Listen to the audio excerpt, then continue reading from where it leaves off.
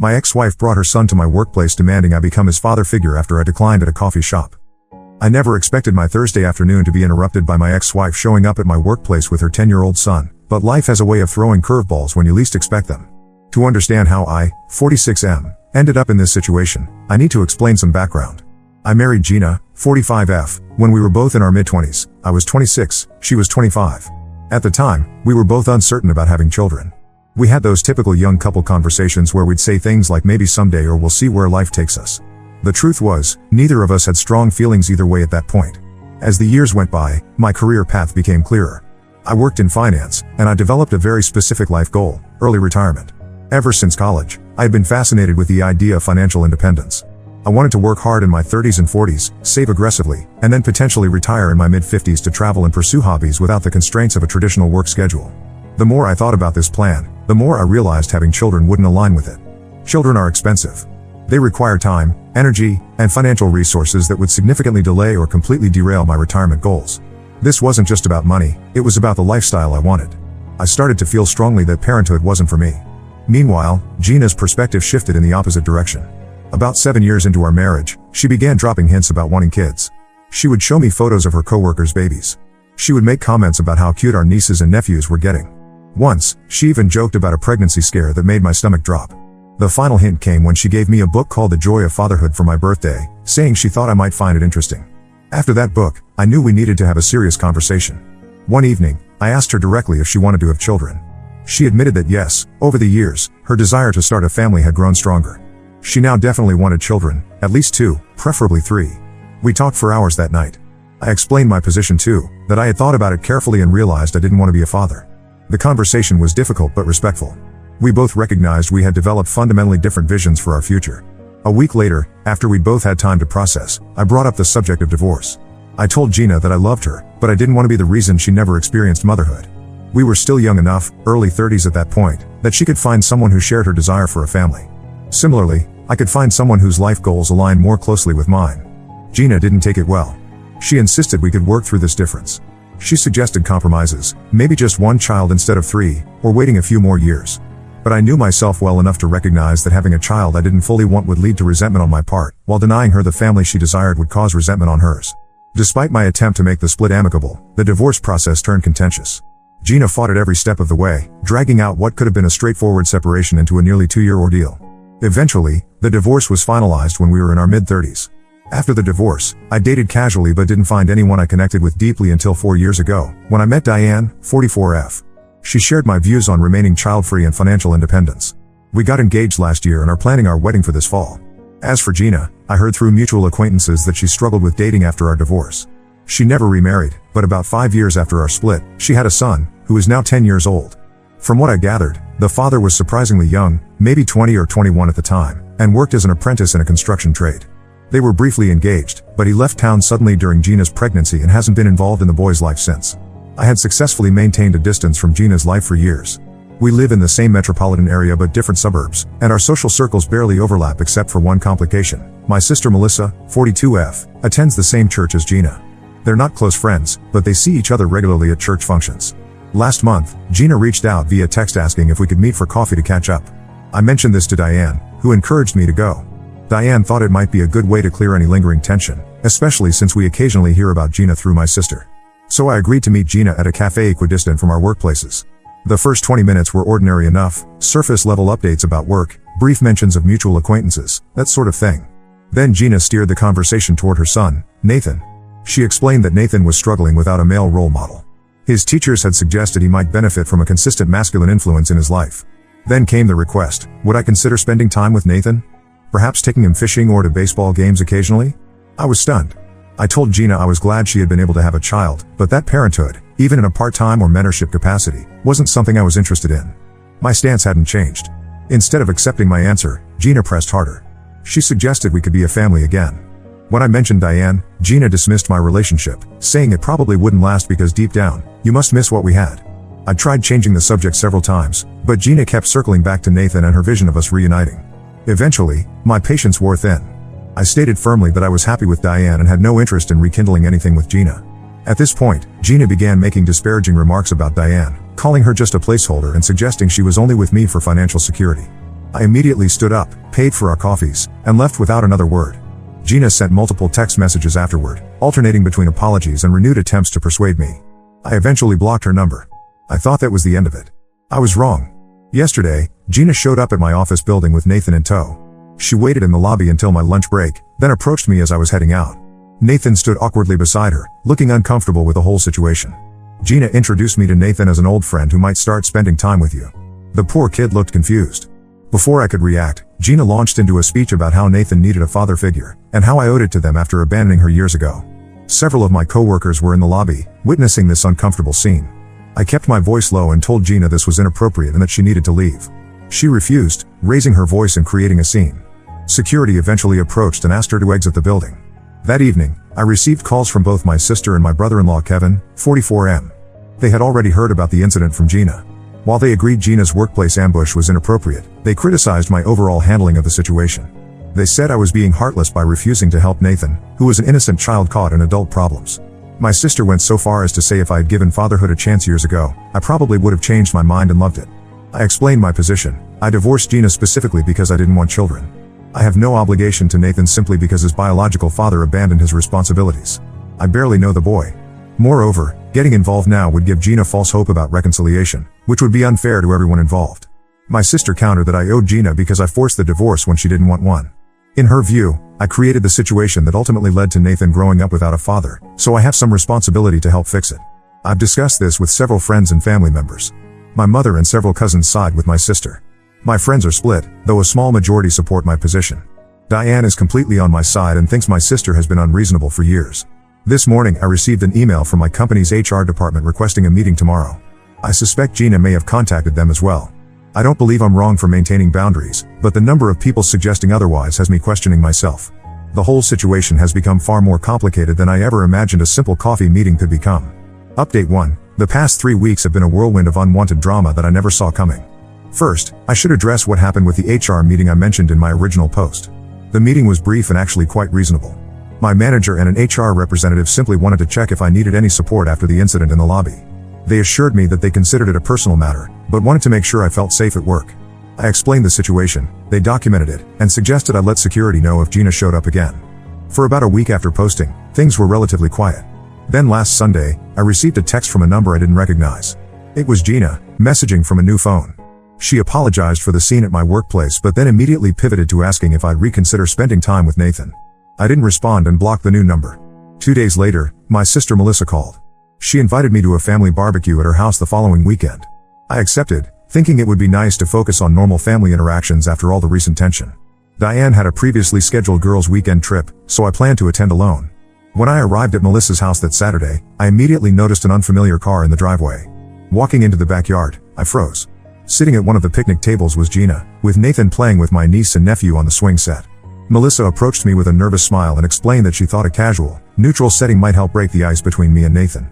She believed if I just spent some time around him, I'd see what a great kid he was and might reconsider my position. I pulled Melissa aside and told her I felt ambushed and manipulated. She became defensive, saying she was just trying to help everyone involved. When I said I was leaving, she accused me of being childish and causing unnecessary drama. Kevin, my brother-in-law, tried to mediate, suggesting I stay and just treat Gina as another guest, but I refused. As I was walking to my car, Gina followed me, Nathan trailing behind her. She loudly asked why I was leaving, making it impossible for me to exit without addressing them.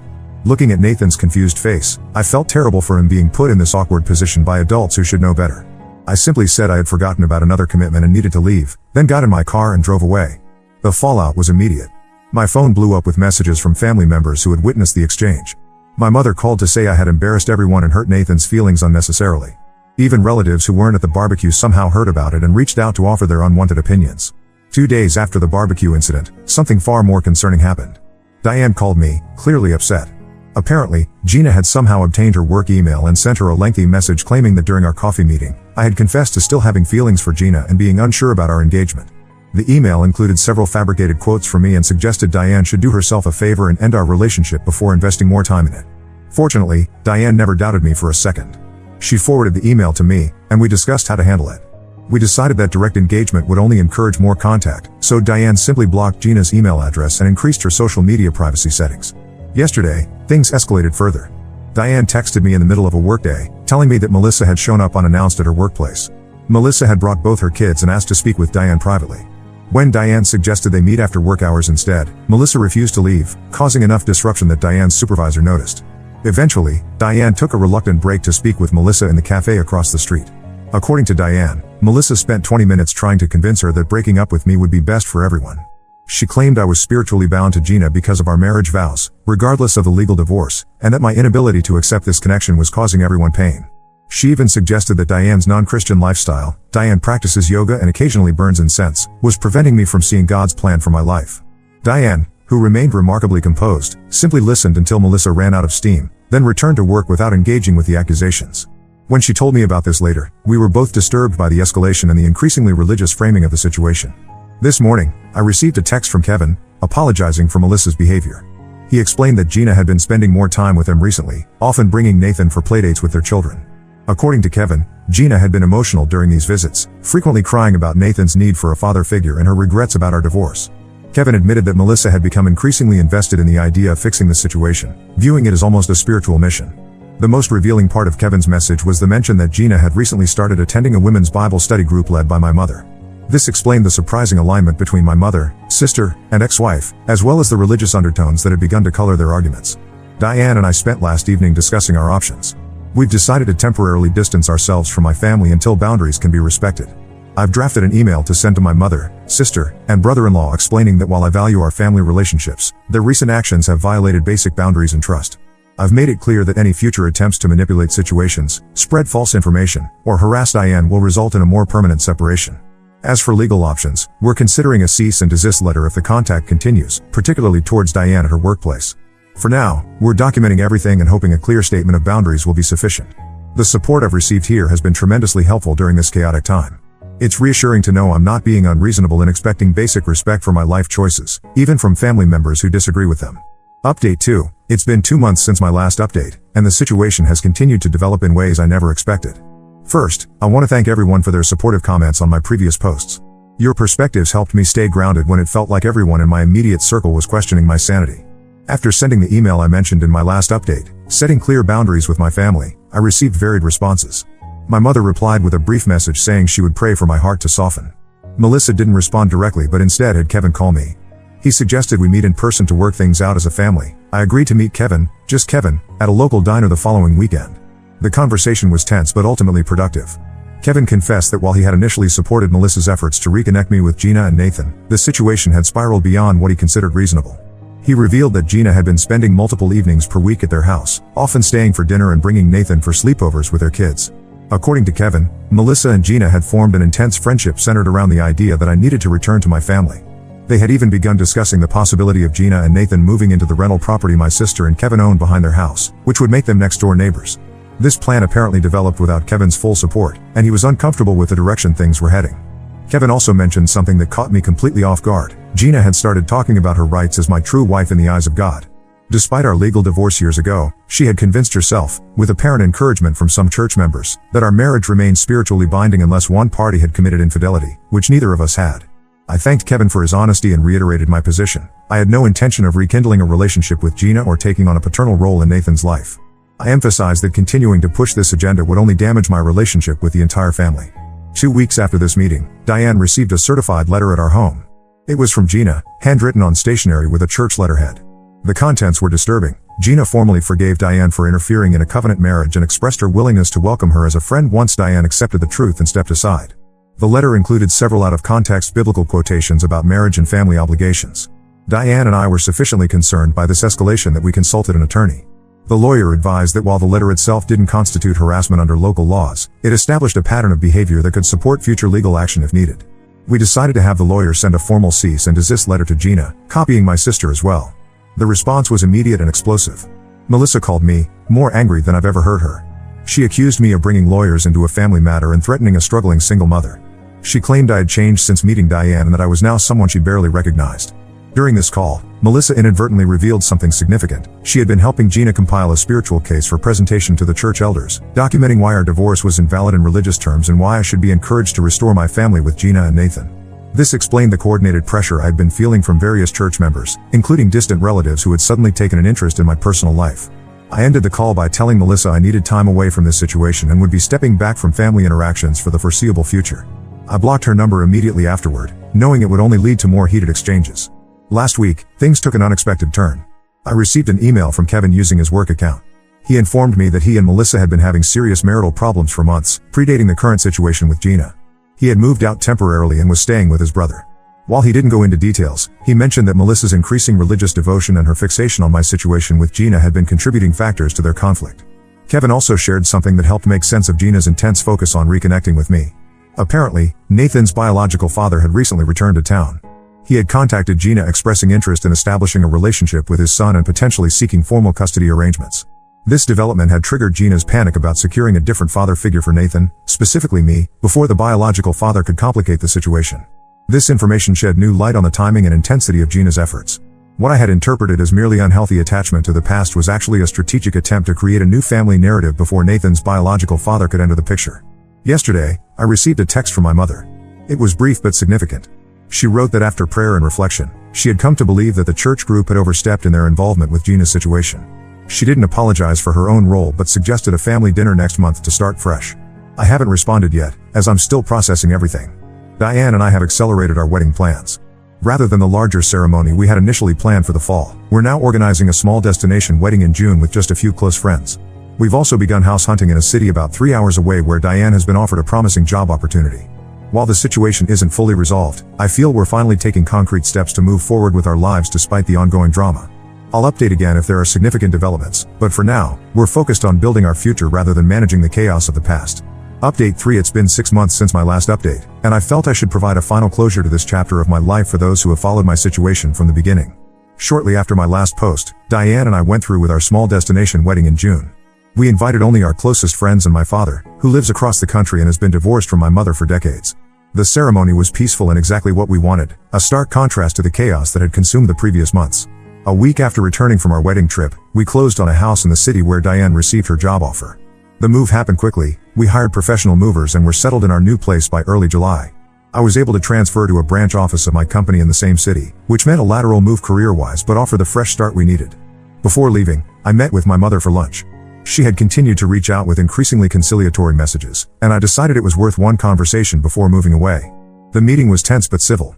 My mother admitted that the church group had become overly involved in Gina's situation and acknowledged that some boundaries had been crossed. However, she stopped short of a full apology, maintaining that everyone had acted out of concern for Nathan and what they believed was best for all involved. I kept the conversation brief and factual, informing her of our completed wedding and imminent move. I provided my new address but made it clear that any future relationship would depend on respect for my marriage to Diane and the life choices we had made together. My mother seemed subdued by the finality of it all, perhaps finally realizing that the pressure tactics had only accelerated my departure from their lives rather than bringing me back into the fold. As for Melissa and Kevin, their marital issues continued. Kevin moved back home briefly in August, but according to mutual friends, he moved out again in September, this time more permanently. He has since filed for divorce, citing irreconcilable differences. While I maintain occasional contact with Kevin via email, I haven't spoken directly with Melissa since before our move. The most significant development concerns Gina and Nathan. In August, I received an unexpected email from Gina. The tone was markedly different from her previous communications, formal, almost businesslike. She informed me that Nathan's biological father had followed through on seeking partial custody and that they were working with a mediator to establish a parenting plan. She acknowledged that her attempts to involve me in Nathan's life had been misguided and stated that she would not contact me again. This email was followed by a more formal communication from her attorney, requesting that I sign a statement confirming I had never acted in a paternal role toward Nathan and had no intention of claiming any parental rights. This was presumably to strengthen her position in the custody discussions with Nathan's biological father. I consulted my lawyer, who advised that signing such a document was reasonable and would create a clear legal boundary. I signed and returned it, which appears to have finally closed that chapter. Last month, I received a voicemail from my mother informing me that Gina and Nathan had moved to a neighboring state where Nathan's father had relocated for work. The custody arrangement apparently includes substantial time with his father, who has by all accounts stepped up to his parental responsibilities. My mother sounded resigned, almost deflated, as she shared this news. The situation that had caused so much drama had resolved itself without any of their interventions. Diane and I have settled well into our new community. The distance has provided perspective on the entire situation. While I occasionally feel a twinge of regret about the fractured family relationships, I recognize that the boundaries we established were necessary and healthy. Some relationships may heal with time, others may not. Either way, we've created space to live our lives according to our own values and choices. For those wondering about potential reconciliation with my sister or mother, I'm taking a wait-and-see approach. My mother has visited once, a brief and somewhat awkward weekend where she met some of our new friends and saw our home. The visit ended better than it began, with a tentative agreement to try again in the spring. Melissa has made no effort to contact me directly, though I occasionally receive updates about her through Kevin or mutual friends. As for Gina and Nathan, I wish them well but maintain the firm boundary of no contact. I hope Nathan develops a meaningful relationship with his biological father and that Gina finds peace with the reality of our past and present circumstances. Diane and I are focusing on building our life together. Our decision to remain child-free has allowed us to accelerate our financial goals. We're now on track for the early retirement I've worked toward for so long, with plans to start traveling extensively within the next 5 years. Looking back on this entire experience, I'm struck by how a decision I made years ago, to be honest about not wanting children and to end a marriage rather than compromise on such a fundamental life choice, continued to reverberate through my life in unexpected ways. While the journey hasn't been easy, I remain convinced it was the right path for everyone involved, even if that took years and considerable turmoil for others to accept. Thank you to everyone who offered support and advice throughout this challenging period. Your perspectives helped me maintain clarity when it would have been easy to doubt myself.